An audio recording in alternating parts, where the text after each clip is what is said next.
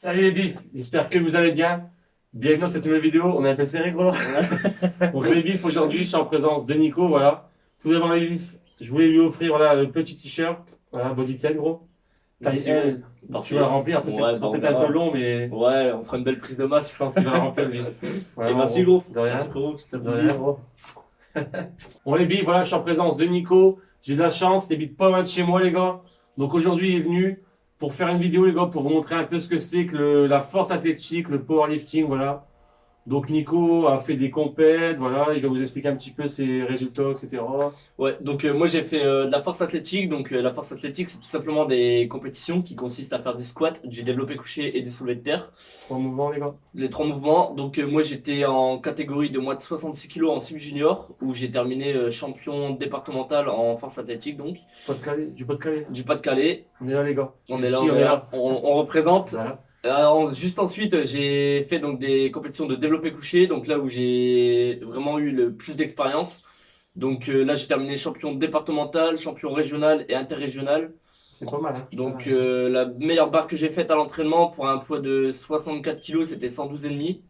112,5, donc pour Ouais, 64 kilos. ouais, Ah, ça fait quasiment le double. ouais, quasiment, ouais. Le double Ouais, de c'était la bif. beau. Et en compétition, ma meilleure barre que j'ai faite, du coup, c'était 105 kilos à la claque, donc sans combinaison, bien sûr. Allez, bif, pour ceux à qui ça intéresse, voilà, Nico est coach, les gars. Voilà, il est diplômé, voilà, les gars. T'as Insta, Ouais, etc. donc moi j'ai Instagram, j'ai Facebook. Bon, Ouais, je bif. pense que tu mettras Je vais les dans. afficher les bifs juste en dessous. Si vous Nickel. voulez un coaching, les gars, n'hésitez pas. Si bien vous avez un sachet et tout, voilà, les gars, c'est un bif, voilà. Il représente, les gars. Donc, il n'y a pas de souci pour ça. Plan alimentaire, si tu fais tout, plan Ouais, donc alimentaire. moi je fais du coaching personnalisé, donc plan alimentaire, plan d'entraînement, Ça, avec un suivi et la réalisation de bilan chaque semaine, parce que pour moi la communication c'est vraiment l'essentiel dans le coaching. ça marche. Donc vraiment communiquer sur ça et travailler vraiment sur tout ce qui est spécificité, les points faibles. Et bien sûr, tous les programmes sont entièrement personnalisés. Moi je fonctionne vraiment juste en coaching Et personnalisé. tu contactes les gens par Instagram ou Facebook ou Ouais, mail. voilà. Si les gens me contactent, du coup, c'est soit sur Facebook, Instagram ou alors sur ma page pro Facebook. Ça marche. Allez, bif, n'hésitez pas.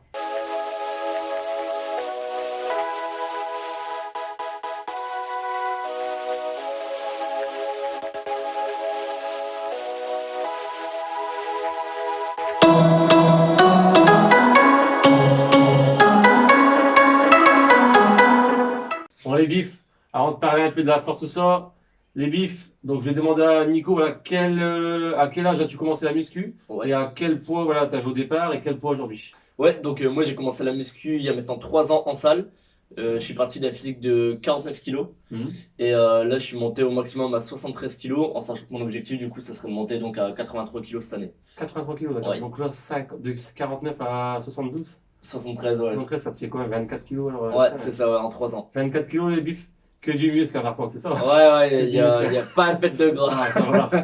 Ah, franchement, nickel. Et objectif 80 kilos là. Ouais, objectif, ça serait vraiment l'objectif de cette année, ouais. Et c'est pour une compète en fait. Même C'est pas, pour bah le en moment, fait, pourquoi pas éventuellement préparer une compète de body Ouais. dans quelques années, mais vraiment faire ma plus Ouais. grosse prise de masse possible. D'accord, donc je vais partir après dans le body aussi alors. Ouais, j'aimerais bien tester, ouais. Ça serait pas mal les bifs. On fera ça à deux les gars. Ah bah, let's go! Donc mon bif, qu'est-ce qui t'a motivé à te lancer dans la force athlétique? Donc déjà, il faut savoir, c'est que moi je pratique dans une salle de musculation municipale, donc c'est une salle de force. À Bourg-la-Bussière, donc ceux qui Ouais. connaissent Bourg-la-Bussière. Ouais, donc d'ailleurs, je suis responsable là-bas, donc si jamais vous voulez passer un de ces quatre pour avoir une inscription ou autre ou des renseignements, n'hésitez pas à passer. Quand ça sera ouvert les bifs. Quand ça sera ouvert, avant 2030, on espère. Avant 2030 les bifs, attention. Et ouais, bah non, en fait, c'est une salle de force, donc ça m'a motivé. Et en fait, j'ai commencé à m'entraîner. Et il y a le champion du monde de développé couché qui m'a donné des techniques, tout ça. Champion du monde. Ouais. Les bifs, le champion du monde, vous avez entendu? Jérôme Guidé. Jérôme Donc, Guidé, les gars, voilà. Il a fait une barre à 340 kilos au développé couché à Tokyo, il me semble. C'est énorme les bifs. Vous imaginez si donc les bifs pas chez moi les bifs. Donc tu me disais hein, si jamais Ouais, si jamais un de ces quatre, je vais essayer de l'inviter pour faire une vidéo faire une vidéo toi, avec les bifs, vous imaginez faire une vidéo avec le champion du monde. Ouais, ouais, ça serait Excellent. excellent. Les coucher, putain. C'est Et trop fort, c'est énorme. ouais, non, franchement, si Ah, c'était beau. Et tu m'as dit que tu coachais, tu le coaches Ouais, du coup, là, je l'ai pris en main au niveau de l'alimentation parce qu'il aimerait bien faire donc une petite perte de poids. Donc là, il est passé de 153 kilos physiquement à 146 kilos en 4 semaines, 5 semaines. c'est une belle bête. Ouais, ouais, c'est un beau bébé. Un beau dossier, ouais. Donc ta motivation, voilà, elle est venue de là, alors brouille après, ouais. Ouais, voilà, et après, le fait, quand il m'a donné des techniques, ça m'a motivé. Je me suis dit, bon, pourquoi pas, je vais me lancer dedans, on verra bien. Mm.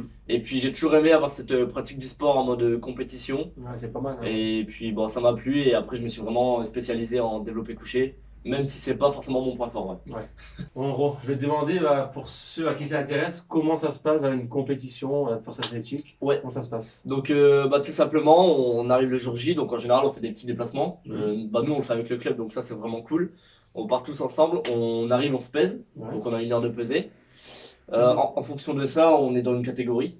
Ouais. Donc, si on est trop lourd, en général, les gens ils vont courir avant ou ils boivent un litre d'eau pour aller pisser. Ah, carrément, ouais. Ouais. Donc, en fait, on arrive et on a eu donc les arbitres ils font des heures de passage. Ouais. On passe par groupe, donc à partir de ce moment-là où on a notre heure de passage, il faut vraiment choisir le bon moment pour aller s'échauffer. Parce D'accord. qu'en fait, ton heure de passage, admettons, tu passes à 11h10, Ouais. il faut que tu sais à quelle heure tu vas aller t'échauffer parce qu'eux, ils te conseillent pas, ils te disent rien. Donc c'est à toi de tout faire. Et on dit faut que t'es prêt, quoi. Ouais, voilà, faut qu'à 11h10, au moment où tu dois passer sur ta barre, ça se peut qu'il y ait un léger retard, Ouais. mais quand tu dois passer, il faut que tu es chaud justement avec ton échauffement. Donc D'accord. c'est vraiment là où c'est un peu la difficulté d'une compétition où il faut savoir gérer.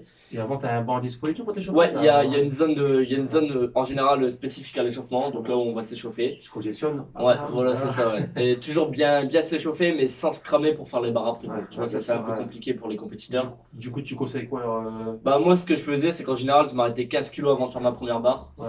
Et en général, je faisais soit une rep, vraiment pour full les technique. quoi, ouais. Pour Non, les- non, ouais. juste au début peut-être. Ouais, quand c'est léger. Quand je montais en charge. Ouais.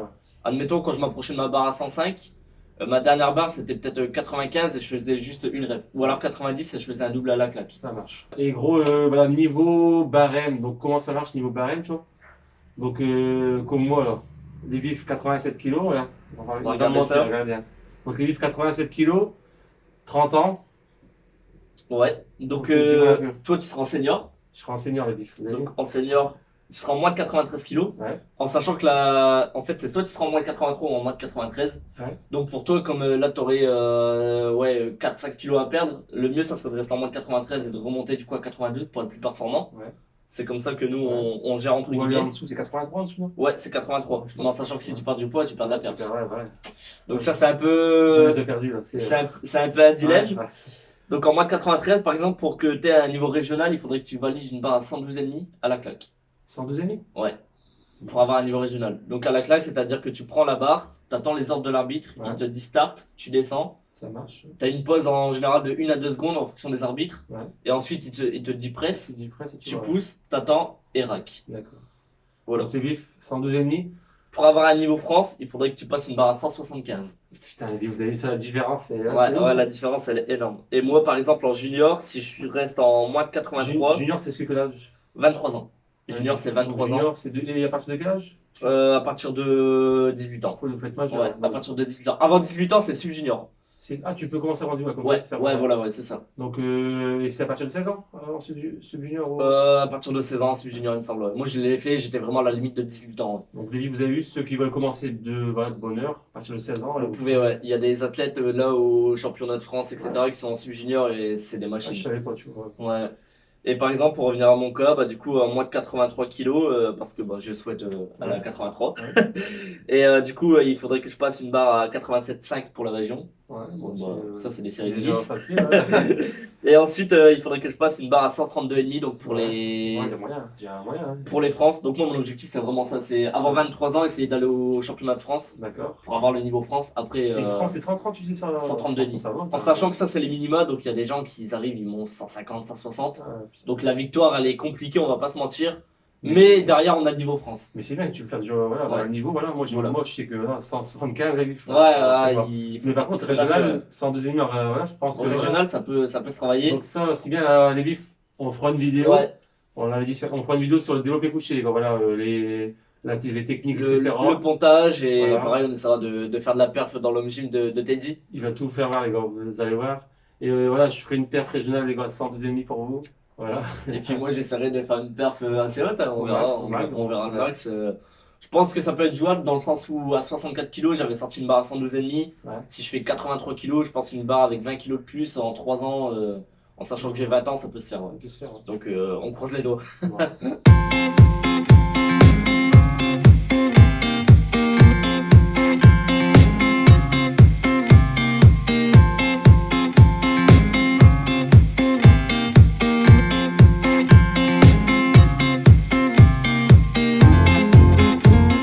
comment s'entraîner pour faire ses compètes, voilà, et comment s'alimenter. Ouais, donc au niveau de l'alimentation, il faut savoir quand on est powerlifter, Ouais. on fait pas forcément attention.